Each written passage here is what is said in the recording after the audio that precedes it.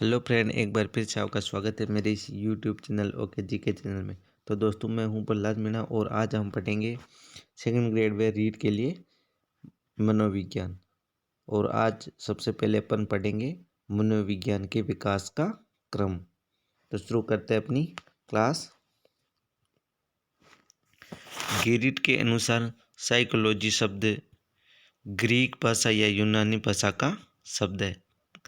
Gerrit ने क्या कहा था कि साइकोलॉजी शब्द ग्रीक व यूनानी भाषा का शब्द है। किसने कहा था? गेरिट ने। गेरिट ने कहा था कि साइकोलॉजी दो शब्दों से मिलकर बना है, एक साइकी, दूसरा है लोगस। साइकी का अर्थ होता है आत्मा व लोगस का अर्थ होता है अध्ययन करना। ठीक है, अर्थात आत्मा का अध्ययन। इसका अर्थ क्या होता है? आत्मा का अध्ययन। यानी कि गेरिट ने कहा था कि साइकोलॉजी शब्द ग्रीक भाषा के साइकी प्लस लोगस से मिलकर बना है। साइकी का अर्थ होता है आत्मा व लोगस का अर्थ होता है अध्ययन, अर्थात आत्मा का अध्ययन। किसने कहा था? गेरिट ने। ठीक है, अब आगे चलते हैं अपन। केलर के अनुसार साइकोलॉजी या मनोविज्ञान की उत्पत्ति अरस्तु के दर्शन शास्त्र से हुई है। यानी केलर ने कहा था कि साइकोलॉजी या मनोविज्ञान की उत्पत्ति अरस्तु के दर्शन शास्त्र से हुई है। इसीलिए मनोविज्ञान की जननी को दर्शन शास्त्र को माना जाता है। यानी कि केलर के अनुसार मनोविज्ञान की उत्पत्ति अरस्तु के दर्शन शास्त्र से हुई है, इसलिए मनोविज्ञान की जननी दर्शन शास्त्र को कहा जाता है। मनोविज्ञान का जनक अरस्तु को माना जाता है। किसे माना जाता है? अरस्तु को। यानी कि मनोविज्ञान की जो जनक है वो कौन है? अरस्तु। ठीक है। सर्वप्रथम साइकोलॉजी शब्द का प्रयोग रुडोल्फ गोइकिल ने अपनी पुस्तक साइकोलॉजिया में किया था। ठीक है, सर्वप्रथम साइकोलॉजी शब्द का प्रयोग किसने किया था? रुडोल्फ गोइकिल ने अपनी पुस्तक साइकोलॉजिया में किया था। ठीक है, एक बार फिर से देखते हैं।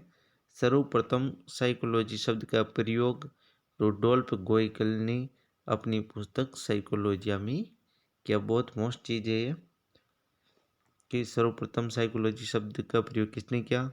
तो वो किया था रुडोल्फ गोइकिल ने। कौन सी पुस्तक में? अपनी पुस्तक साइकोलॉजिया में। ठीक है, आगे देखते हैं अपन। मनोविज्ञान की प्रथम पुस्तक का नाम साइकोलॉजिया है। ठीक है, मनोविज्ञान की प्रथम पुस्तक कौन सी थी? साइकोलॉजिया। जो किसकी पुस्तक थी? रुडोल्फ गोइकिल की। किसकी पुस्तक थी? रुडोल्फ गोइकिल की पुस्तक थी। कौन सी? साइकोलॉजिया। कौन सी पुस्तक थी? साइकोलॉजिया। ठीक है, अब अपन आगे देखते हैं। फिर सबसे पहले जो विज्ञान आता है वो आत्मा का विज्ञान आता है। किसका विज्ञान आता है? आत्मा का विज्ञान। आत्मा के विज्ञान के जो समर्थक थे वो थे अरस्तु, प्लेटो, डेकार्ते, सुकरात व गोइकिल। कौन कौन थे? अरस्तु, प्लेटो, डेकार्ते, सुकरात व गोइकिल। जो आत्मा का जो विज्ञान है इसका जो सन है वो है 384 ईसा पूर्व से 16वीं शताब्दी ईसा पूर्व तक। ठीक है, जो आत्मा का विज्ञान है उसका सन कौन सा है? 384 ईसा पूर्व से 16वीं शताब्दी तक। ठीक है, इस मनोविज्ञान का जो बहिष्कार हुआ वो इस कारण हुआ क्योंकि जो आत्मा होती है उसका अपन अध्ययन नहीं कर सकते। यानी कि आत्मा अमूर्त है और अमूर्त का यानी कि अध्ययन नहीं किया जाता, इसलिए इसका बहिष्कार किया गया, इसलिए इसका विरोध हुआ और यह मान्य नहीं हुआ। आत्मा क्या होती है? अमूर्त होती है, ठीक है। और अमूर्त चीज का अपन अध्ययन नहीं कर सकते, अमूर्त चीज का अपन अध्ययन नहीं कर सकते, इसलिए इस मनोविज्ञान का विरोध किया गया और यह मान्य नहीं हुआ, ठीक है। अब देखते अपन दूसरा विज्ञान आया था मन या मस्तिष्क का विज्ञान। कौन सा आया था? मन या मस्तिष्क का विज्ञान, जो 17वीं व 18वीं सदी में आया था, ठीक है। मन या मस्तिष्क का जो विज्ञान है उसके जनक थे पेम्पोलोजी, इटली के निवासी थे। अब इसको याद कैसे करेंगे? इसकी ट्रिक है मन में पंप चलता है। क्या ट्रिक है? मन में पंप चलता है, क्योंकि मन व मस्तिष्क का जनक पूछे तो कौन थे? पेम्पोलोजी, जो इटली के थे। अब मन मस्तिष्क के जो समर्थक थे वो थे जॉन लॉक, थॉमस रीड व टिचेरी। कौन थे? जॉन लॉक, थॉमस रीड व टिचेरी, ठीक है। अब आगे देखते हैं अपन। पोम्पोलॉजी के अनुसार साइकोलॉजी शब्द की उत्पत्ति दो शब्दों से मिलकर हुई है। जो पोम्पोलॉजी ने भी साइकोलॉजी की उत्पत्ति दो शब्दों से बताई है, यानी कि जो साइकोलॉजी शब्द है उनकी उत्पत्ति साइकी प्लस लोगस से मिलकर हुई है। साइकी का अर्थ होता है मन और लोगस का अर्थ होता है अध्ययन। ये किसने कहा था? पेम्पोलॉजी ने कहा था, ठीक है। अर्थात पेम्पोलॉजी ने मन का अध्ययन बताया। किसका अध्ययन बताया? मन का अध्ययन बताया, ठीक है। अब जो क्वेश्चन पूछा गया पहले वो है कि साइकी का अर्थ है आत्मा, मन, चेतना, एक व दो। तो साइकी का अर्थ आत्मा भी होता है और मन भी होता है, ठीक है। यानी कि साइकी का अर्थ क्या होता है? एक तो आत्मा होता है, दूसरा मन होता है। आगे चलते हैं अपन। चेतना या चेतन अनुभूति का विज्ञान। जो तीसरा जो विज्ञान आया वो किसका आया? चेतना या चेतन अनुभूति का विज्ञान, जिसके जनक थे विलियम वुंट। कौन थे? जिसके जनक विलियम वुंट थे, जो जर्मनी के निवासी थे।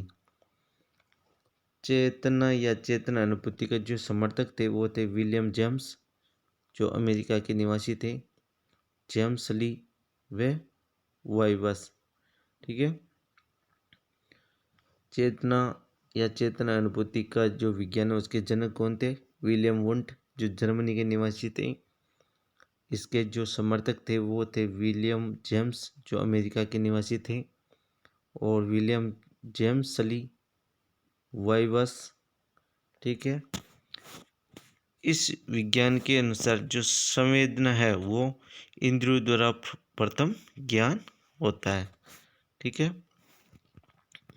जो यानी कि जो इंद्रियों द्वारा प्रथम ज्ञान होता है उसे ही अपन संवेदना कहते हैं। या आँख, कान, नाक, जीभ, त्वचा, इन पांचों इंद्रियों से जो प्राप्त संवेदना होती है उसे अपन चेतना या चेतन अनुभूति कहते हैं, ठीक है। यानी इंद्रियों द्वारा प्राथमिक ज्ञान को ही संवेदना या चेतना कहते हैं। और ये चेतना अपन को किससे प्राप्त होती है? आँख, कान, नाक, जीभ व त्वचा। तो कोई पूछ ले कि संवेदना क्या है?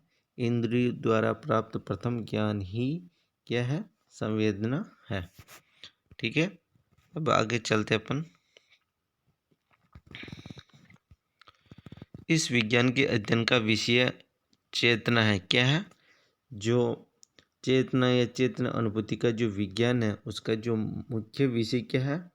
चेतना या संवेदना, ठीक है। चेतना को ही क्या बोलते हैं? संवेदना बोलते हैं।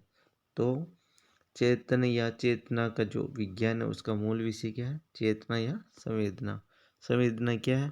प्राथमिक इंद्रियों द्वारा, प्राथमिक इंद्रिया कौन सी है? जीभ, नाक, कान, आँख व त्वचा। इनके द्वारा जो प्राप्त ज्ञान होता है, जो उसको ही अपन चेतना या संवेदना बोलते हैं। ठीक है। मनोविज्ञान की प्रथम प्रयोगशाला की स्थापना 1879 में विलियम वुंट के द्वारा की गई। ठीक है। आगे देखते अपन, जो मनोविज्ञान की जो प्रथम प्रयोगशाला है उसका निर्माण 1879 में विलियम वुंट द्वारा लिप्जिंग नगर यानी जर्मनी में किया गया, जो वर्तमान में कार्ल मार्क्स विश्वविद्यालय के नाम से जाना जाता है। यानी कि मनोविज्ञान की प्रथम प्रयोगशाला की स्थापना 1879 में विलियम वुंट द्वारा लिप्जिंग नगर जर्मनी में किया गया, जो वर्तमान में कार्ल मार्क्स विश्वविद्यालय के नाम से जाना जाता है।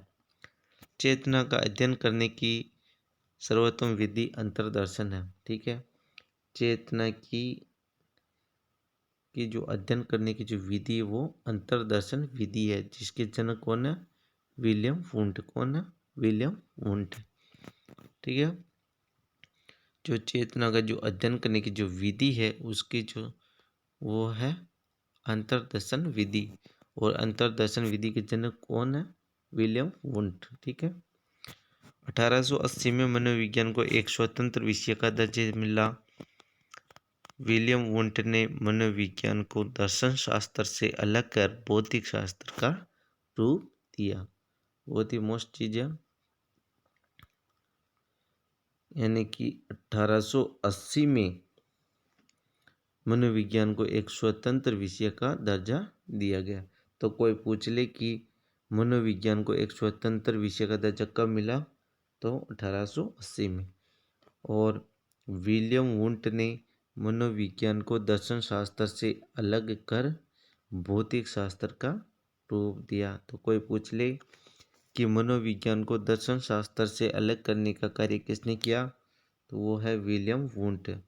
और दर्शन शास्त्र से अलग कर एक किसका रूप दिया, तो वो है भौतिक शास्त्र। ठीक है। अब अपन आगे चलते हैं। भारत में सर्वप्रथम मनोविज्ञान की प्रथम प्रयोगशाला की स्थापना 1915 में सेनगुप्त द्वारा की गई। जो भारत में जो सर्वप्रथम मनोविज्ञान की प्रथम प्रयोगशाला की स्थापना की गई वो 1915 में कलकत्ता में सेनगुप्त के द्वारा की गई। ठीक है। एक बार फिर से देखते अपन, भारत में सर्वप्रथम मनोविज्ञान की प्रथम प्रयोगशाला की स्थापना 1915 में कलकत्ता में सेनगुप्त द्वारा की गई। यह ध्यान रखना आप। और विश्व में प्रथम मनोविज्ञान की प्रयोगशाला की स्थापना कहाँ की गई, तो लिप्जिंग नगर जर्मनी में। किसके द्वारा? विलियम वुंट के द्वारा। कब की गई? 1879 में। ठीक है। और जो भारत में कब की गई? 1915 में कलकत्ता में सेनगुप्त द्वारा। ठीक है। आगे चलते अपन। फिर जो चौथा विज्ञान आया वो आया व्यवहार का विज्ञान। क्या आया? व्यवहार का विज्ञान। व्यवहारवाद के जनक जॉन ब्रोडस वॉटसन माने जाते हैं, जो अमेरिका के निवासी थे। यानी कि जो व्यवहार का जो विज्ञान है या व्यवहारवाद के जो जनक है वो जनक है जॉन ब्रोडस वॉटसन, जो अमेरिका के निवासी थे। यानी कि व्यवहारवाद का जनक कौन है? जेबी वाटसन। इनका शॉर्ट नाम क्या है? जेबी वाटसन, जो अमेरिका के निवासी थे। इन्होंने कहा था कि मुझे कोई भी बालक दे दो, मैं उसे चाहूँ जैसा बना सकता हूँ। किसने कहा था? जेबी वाटसन ने। व्यवहारवाद का जो विज्ञान है उसके समर्थक कौन कौन थे, अब देखते हो। पहला है ब्यूरस फ्रेडरिक स्किनर, जिसे अपन BF स्किनर भी कहते हैं। फिर है इवान पेट्रोविच पावलोव, जिसे भी हम शॉर्ट नाम से भी जानते हैं। इनका जो फिर आता है क्लार्क एल हल, जिसे अपन CL हल भी कहते हैं, ठीक है। फिर आता है विलियम मैकडूगल, ठीक है। फिर आता है थॉर्नडाइक। ये हैं जो व्यवहारवाद के समर्थक है। एक बार फिर से देखते हैं अपन। व्यवहारवाद जो है, इसके जो जनक है वो है जॉन ब्रोडस वाटसन, जो अमेरिका के निवासी थे। फिर जो इसके समर्थक है ब्यूहरस फ्रेडरिक स्किनर, जिसे अपन शॉर्ट नाम में कहते हैं BF स्किनर। इस क्वेश्चन को भी पूछा हुआ कि BF स्किनर का पूरा नाम क्या है, तो ब्यूहरस फ्रेडरिक स्किनर, ठीक है। फिर है इवान पेट्रोविच पावलोव। कौन आता है? Ivan Petrovich Pavlov. फिर आता है क्लार्क एल हल, जिसका शॉर्ट नाम क्या है? CL हल। फिर आता है विलियम मैकडूगल, जो मूल प्रवृत्तियों के जनक है। विलियम मैकडूगल कौन थे? मूल प्रवृत्तियों के जनक। कौन थे? मूल प्रवृत्तियों के जनक थे, ठीक है। थॉर्नडाइक जो थे वो अभ्यास, प्रयत्न व त्रुटि के सिद्धांत के जनक थे, ठीक है। आगे चलते अपन।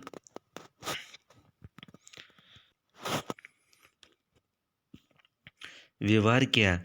व्यक्ति की वह सभी क्रियाएं जो व्यक्ति को दिखाई देती है। व्यक्ति की वह सभी क्रियाएं जो व्यक्ति को दिखाई देती है व्यवहार कहलाता है। यह मानसिक स्थिति का बाह्य ज्ञान व्यवहार कहलाता है। व्यवहार की क्या परिभाषा है? व्यक्ति की वह सभी क्रियाएं जो व्यक्ति को दिखाई देती है व्यवहार कहलाता है। यह मानसिक स्थिति का बाह्य ज्ञान ही क्या है? व्यवहार है। और वर्तमान में व्यवहार का विज्ञान ही व्याप्त है, क्योंकि अपन किसका अध्ययन कर सकते हैं? व्यवहार का, इसलिए यह विज्ञान मान्य हुआ। सर्वप्रथम व्यवहार शब्द का प्रयोग विलियम मैकडूगल ने 1905 में अपनी पुस्तक आउटलाइन ऑफ साइकोलॉजी में किया। बहुत ही मस्त लाइन है। सर्वप्रथम व्यवहार शब्द का प्रयोग विलियम मैकडूगल ने 1905 में अपनी पुस्तक आउटलाइन ऑफ साइकोलॉजी में किया, ठीक है। सर्वप्रथम व्यवहार शब्द का प्रयोग विलियम मैकडूगल ने 1905 में अपनी पुस्तक आउटलाइन ऑफ साइकोलॉजी में किया, ठीक है दोस्तों। तो ये थी अपनी आज की क्लास। आशा करता हूँ कि वीडियो आपको पसंद आई होगी। अगर वीडियो पसंद आई हो तो वीडियो को लाइक करें, और चैनल पर नए हो तो चैनल को सब्सक्राइब ज़रूर करें, ताकि आने वाली आपको हर वीडियो का नोटिफिकेशन प्राप्त हो सके। कल अपन पढ़ेंगे शिक्षा मनोविज्ञान की परिभाषाएं। तो आज के लिए इतना ही। तब तक के लिए धन्यवाद। जय हिंद, जय भारत।